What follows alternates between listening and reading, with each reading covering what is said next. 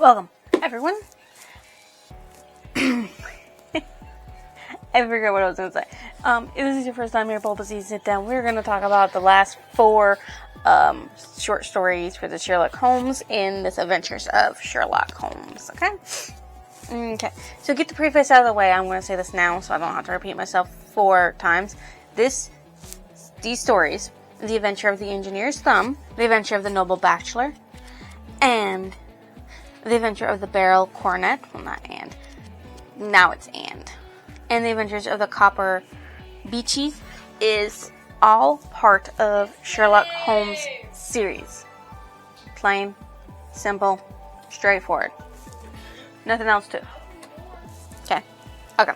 So, the first one we're going to start off with is The Adventure of the Engineer's Thumb. This one is not a murder mystery. It's an almost murder mystery, but not a murder mystery. So, this engineer did Mr. Hatherley. Okay? Mr. Hatherley lost his thumb. Okay, he's an engineer and he lost his thumb. And he thinks it's the weirdest thing that ever happened to him. So he wanted to discuss it. So he told Dr. Watson, who he went to go see because he was like, hey, I'm missing a thumb, you help me out with this, right? So he's like, okay, I did. And then he's like, I got this most peculiar thing, I need to go tell the police. And he's like, well, why don't you tell my friend Sherlock Holmes? He might be able to help you out. And he's like, okay, I'll do that. So after he finishes bandaging him up with a thumb for his missing thumb, Dr. Watson brings him to Sherlock Holmes to eat some breakfast, and then they speak, or more like Mr. Hatherley talks about what happened. So, he was approached by this guy for 50 Guineas, 50 Guineas, money, to come out to this area and fix this thing. I don't remember what it was. A hydraulics machine. Come out and fix this hydraulics machine for us because we're trying to make lots of money. But it has to come out late at night and tonight. So that's what.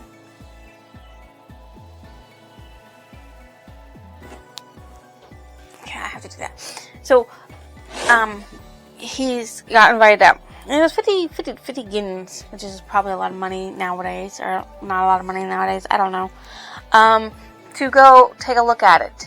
So he agrees, and he goes out there, and he arrives, and he's left in the bedroom. Well, the dude who invited him gets the Colonel Warburton's. So this lady comes out of nowhere and says, you must go now. Bad things will happen if you stay, go, leave, or something will happen like it did before. And he's like, no, I'm going to be paid money. I'm going to stay and fix this thing and then leave after I fix it. So he goes up and he looks at the hydraulics. It's actually the hydraulics is actually a whole entire room. And he's got this little lantern when he goes in and he's looking around trying to figure out what's wrong with it. And he realizes that it's an oil leak. And he's like, okay, well, let me go in there and do some more surveying to make sure I got everything straight in order. And that's when he makes a remark about the Fuller, whatever Fuller is. Fuller State.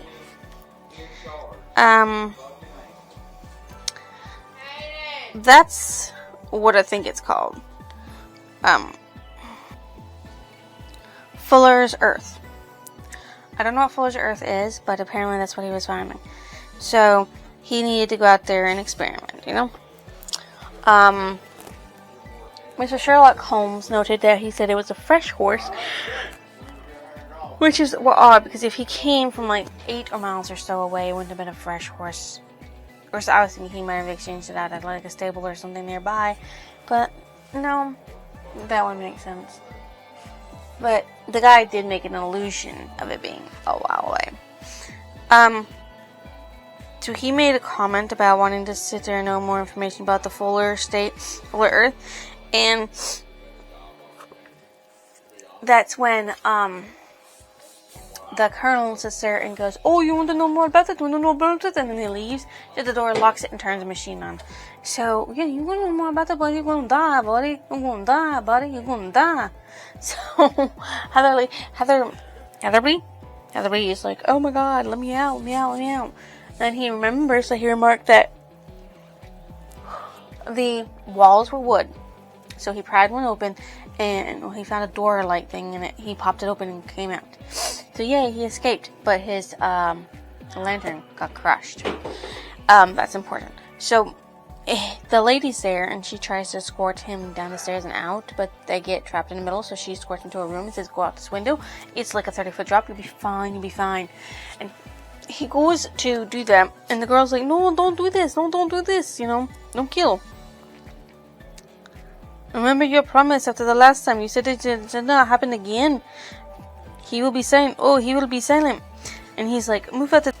You will be the ruin of us. He has seen too much. Let me pass, I say. He's coming out with like a hatchet or something. Okay, so, he has his hatchet, and he comes after him. And the guy, Heather,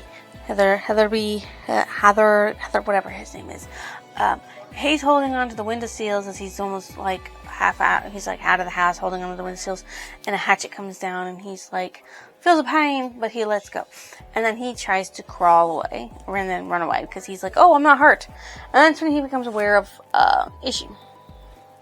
His thumb got cut off, and he's bleeding. So then he passes out. So he wakes up. He's near the station. So he gets on the station, goes to Dr. Wilson. So there's that. What it is basically that these people were making coins. Crown coins. Half a crown coin. And yes, they sat there and were killing him to prevent people from finding out about their illegal half a crown making business. And when they went to go inspect the house on the train, they're like, oh, where do you think it is? They do like a 10-mile radius, like circle in the center. And then they're like, one's like, there's like 5 people here. One says, oh, it's south. Oh, it's east. Oh, it's west. Oh, it's north. Says Watson. Sherlock Holmes is like, center. You did not go very far. It was an illusion that you went very far.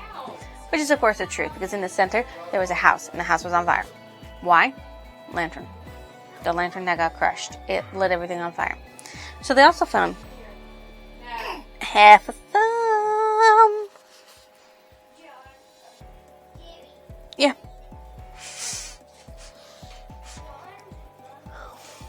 Yeah, that's what that was. I won't preface this for all 4 of these stories. Sherlock Holmes will, of course, be my favorite character because of his mind can connect the dots in so many different ways. Okay, you can do that. My most disliked character in The Adventure of the Engineer's Thumb, because he literally lost the engineer, is a colonel that tried to take his life, and did take his thumb. Okay, there is no favorite passage in this, but I would have to say that my favorite quote would have to be where Holmes says, experience. Indirectly, it may be of value, you have only to put it into words to gain the reputation of being excellent company for the remainder of your existence. Because he's like, because the guy's like, well, the engineer's like, well, it has been a pretty business for me. I have lost my thumb, I have lost 50 genuine feet, and what have I gained? And that's what Sherlock's like, experience. You've gained experience. That's what you gained. What more could you want besides some experience in your life?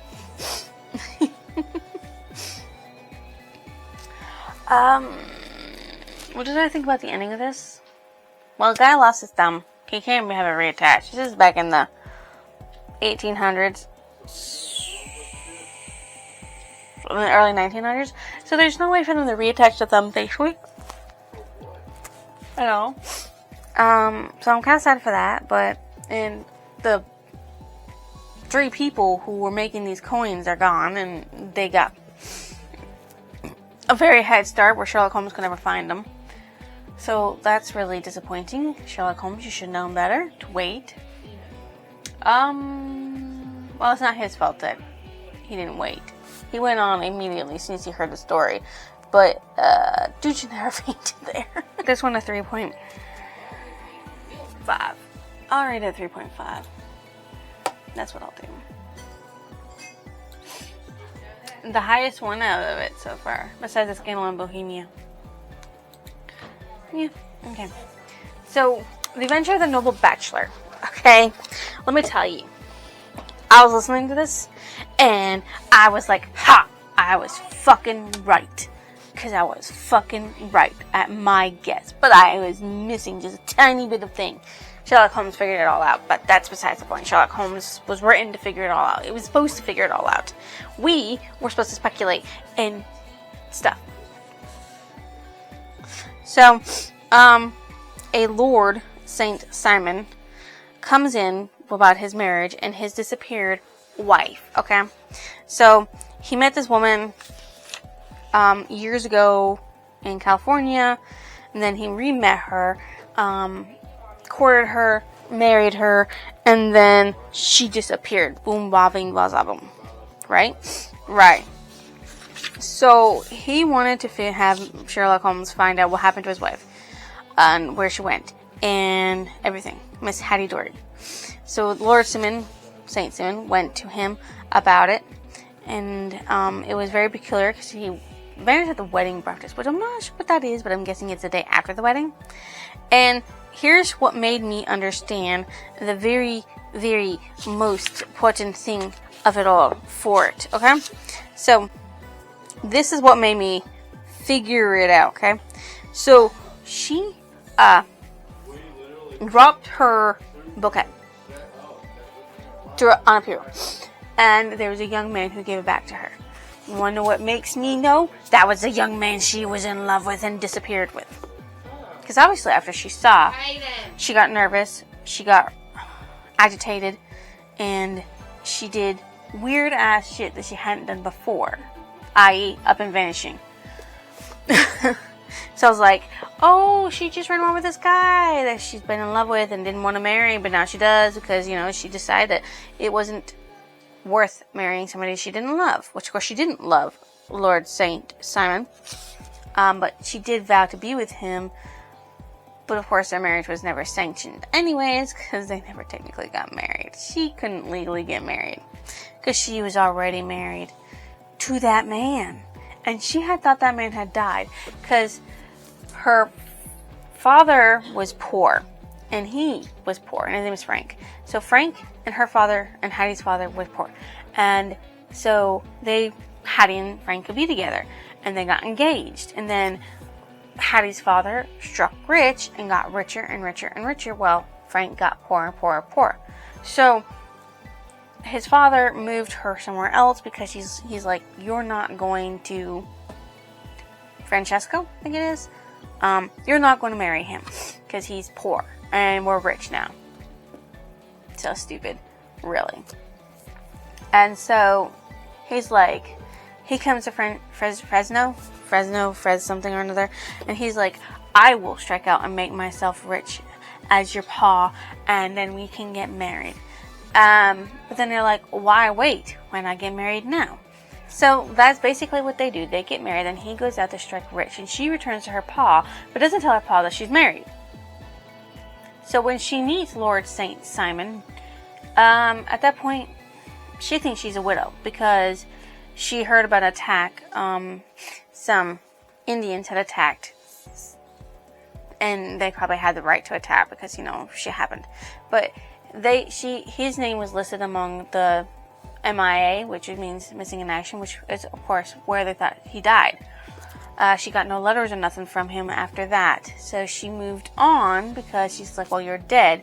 And even though I don't love Lord Saint Simon, he is sweet to me and I want to just do what I can. And then she saw him while she was walking up to the altar to get married. And it turns out that he was actually held captive, but he escaped, went to Fresno to find her, found out that she wasn't there, went to England where she was, and found out that she was getting married. And of course, he was like, well, we gotta tell them the truth. And she's like, no, I'm doing bad. It's doing bad. It's all these lords and ladies and noblemen. I don't want people to look bad on. I don't want to look bad to them because, you know, I did this. And he's like, well, we gotta do it anyways. So Sherlock Holmes, of course, had gone out and sleuthed them, found them, and sat there and invited them back to his house for some late dinner. And then they confessed to Lord St. Simon about what's going on. And of course, he left sad and left penniless.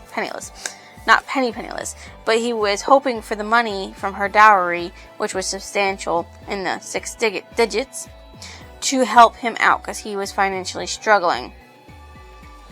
And, of course, Inspector Lestrade thought that she had drowned. It was in the water because they found her wedding dress, her veil, her shoes, her ring. Not her shoes, maybe not her shoes. Wait, yeah. Where was it? It would tell me. Oh,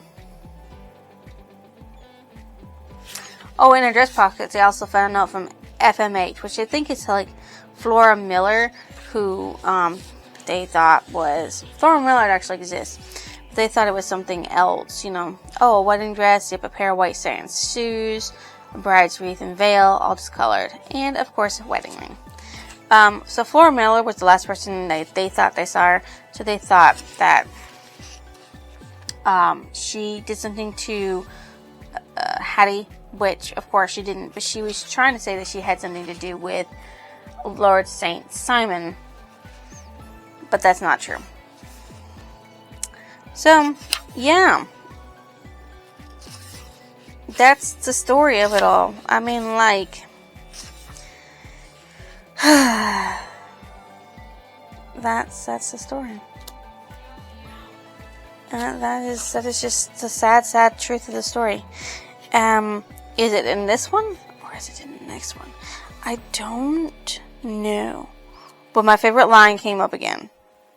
And this is like the 3rd time I think it comes up. Or the 2nd time that I've read so far that has come up. Well, that whatever, nothing is impossible, whatever remains, however improbable, must be the truth. I'm pretty sure that came up somewhere. It's gotta be one of these. Anyways, he says like my favorite quote. I don't remember which one it takes place in. Which is a little sad. Because I'm pretty sure. Because he's like, I've already solved it. Dang it, I don't remember which one it happened in. My favorite line.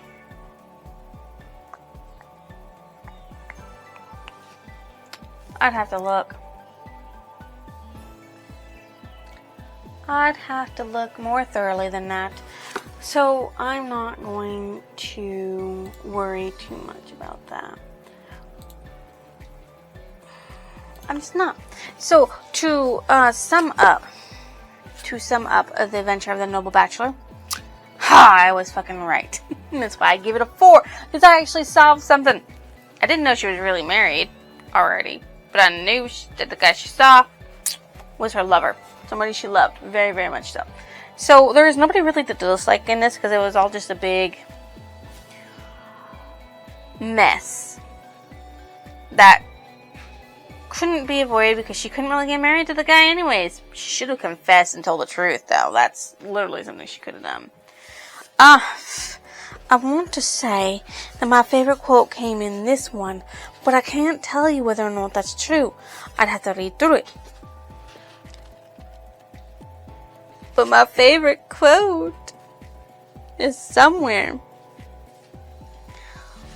I don't think it's in this one. So I don't think I have a quote. Blah, blah, blah, blah, blah, blah. That's not it. He gets some money for doing this, which is actually £4,000 for something. Whew. What I thought about the ending of The Noble Bachelor? Meh. Oh, well, not meh. I figured it out. I was so excited about that. But, like, that one wasn't hard for us type of people to figure out nowadays because, like, that's something that we've heard about, read about, seen. You leave for somebody else because that's the person you were in love with in the first place. So I'm going to rate it a 4. Now, the adventure of the barrel coronet is, this banker had his customer come in and say, I need money, and I'm going to leave you this very expensive jewelry that is definitely more than the price of the thing, more than the price of what I want to borrow, and I'll have the sum money back to you Monday. Just let me have it now, for the weekend. And he was like, okay. So he takes it home and he tells his son and his niece, who he raises his daughter, about it, and then he goes put it in his drawer. And he wakes up in the middle of the night, thinks his son has stolen it and broken pieces off from it to steal more of it, and he goes to Mr. Holmes about it. After calling the police and the police search and everything like that. Turns out that it was his niece who stole it and was giving it to somebody to ride off in the distance with some guy that she fell in love with and wanted to be with, without her dad or whatever uncle talk about. So yeah, that's was that. Where is it? See the dudes. Oh yes. Yeah, they fled. Sir George Burnwell and her niece have fled. So, she talks about Lucy the maid going out and meeting this guy who has a peg leg. They're innocent. His son Arthur was innocent. And it was actually his niece who did it. So Sherlock Holmes is like, found it because he went down to where the place is tussle where Arthur got it back from, because Arthur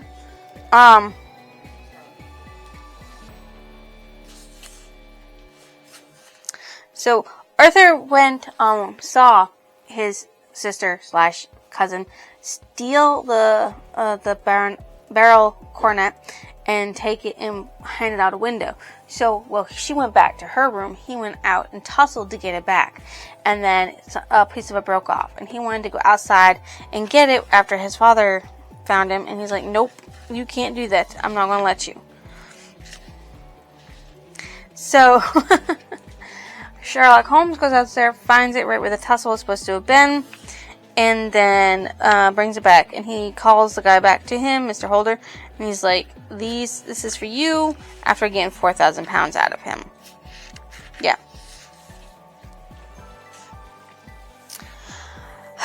So then he has this thing back, and he's like, he thought that because he pressed on about how he wanted his niece and his son to marry, so that way his son's gambling habits could be taken care of. And his niece had written a letter after she left, talking about this terrible misfortune that might never occur. So, she's actually the one that was trying to steal it. She was trying to allude to the fact that she was stealing it, and that she had someone to take care of her. The banker, doesn't believe that's actually something that his niece would do. But yeah, no, she fucking did it, alright. She was trying to get money. For what? I'm not actually sure. But yeah. Arthur also was trying to prevent his cousin / sister from being in trouble with their father, because he just, cares about her deeply enough that he wants to protect her, even though she does absolutely fuck all nothing to protect him.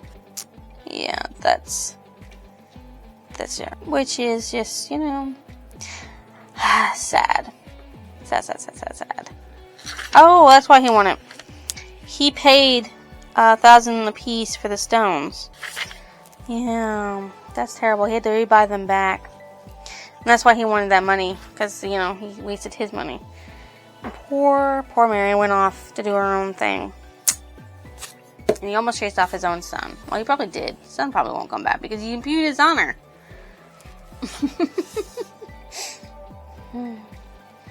I'm sure in one of those two books, my favorite quote is in there, so, yeah, how about that?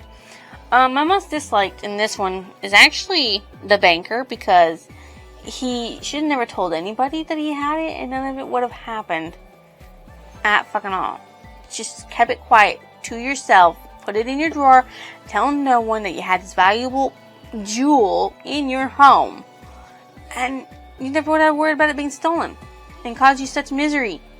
What stood out as memorable in any of these that I've read so far? Well, they're all different. I mean, like, every single one of them in this book, The Adventures of Sherlock Holmes, has all been different. And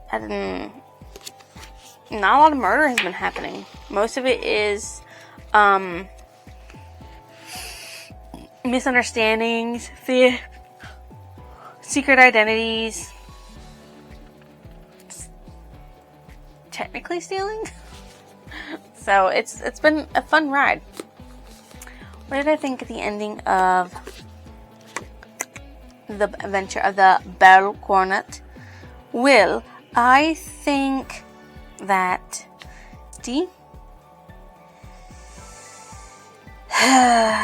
that poor banker lost everything except his reputation, and that's kind of sad. He lost his daughter, he lost his son, and he almost lost his reputation. I'm going to rate this one a 3.75 is what I'm going to rate it. And it will lead into the last one, which you will see in the next clip. Okay. I finished.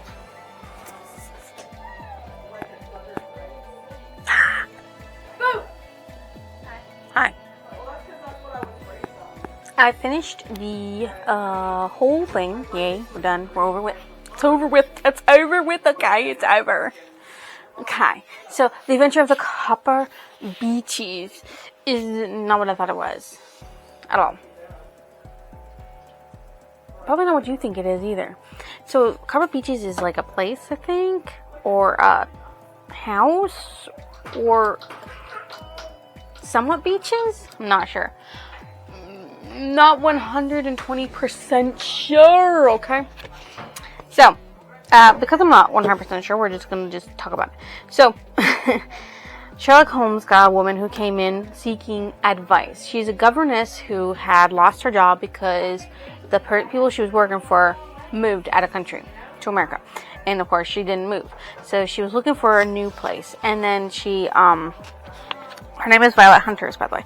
And she was called up to get a new job with people who manage it. This Miss Stropper, West Oways, I guess it's called, where they find employment for ladies who are seeking jobs as governesses and other things of the like. So she was in there, and there's a guy in there already, and his name is what was his name? I don't see his name. Oh no. Where is his name? Okay. Rue Castle. So, he jumped up and said, "Oh my God, you are perfect. Perfect. So then he's like, your sole duties will be to take care of a child, but you will have to wear a dress and sit in a certain spot and do what we tell you to do, and you'll have to cut your hair. Those are non-negotiable. And then you can just come and be our governess, just come and take care of our kid." And at first she was hesitant because she's like, I can't really cut my hair. And he's like, really? That's too bad. You would have been perfect. And then she received a letter from the gentleman because she was thinking about how she was missing out because it was £100 a year. And I guess back then that was a lot. That's like what? Almost 10 a month? And then he went up to 120 in his letter to her. That's £10 a month, and I guess that's a lot because she was making £4 before a year, I think it was. Let me see. At £4 a month, yeah. So she went up to £10 a month for it. So she eventually decided that she was going to do it, but she wanted Mr. Holmes advice on it. He said, well, there might be danger, so if you find yourself in some strange way having issues, contact me and we'll see what we can do. So she goes off and she does it. And then she sits there and sends him a message, a wire, telegram, yellow envelope, and says, come, I'm at my wit's end. So they go there, they greet her, and then she talks to them about it. And what it is basically, she gets there, first couple days are normal, and then she's asked to wear this electric blue dress, and to sit in this seat with a bunch of windows behind her, and the Rue Castle just telling a lot of jokes and making her laugh, like super in choruses. And then it happens again, and then the third time it happens, she actually holds up this little broken mirror piece to see what's behind her, and she sees this young gentleman behind her. And the Mrs. Runcaster is like, okay, you tell him to go away. And she's like, shoos him away, so he just trots off, right? Okay, so she doesn't really understand what's going on or why that's the way it's going or anything like that. But then she sits there and talks about how there's a floor with a door that's locked that she can't go onto. This wing, okay?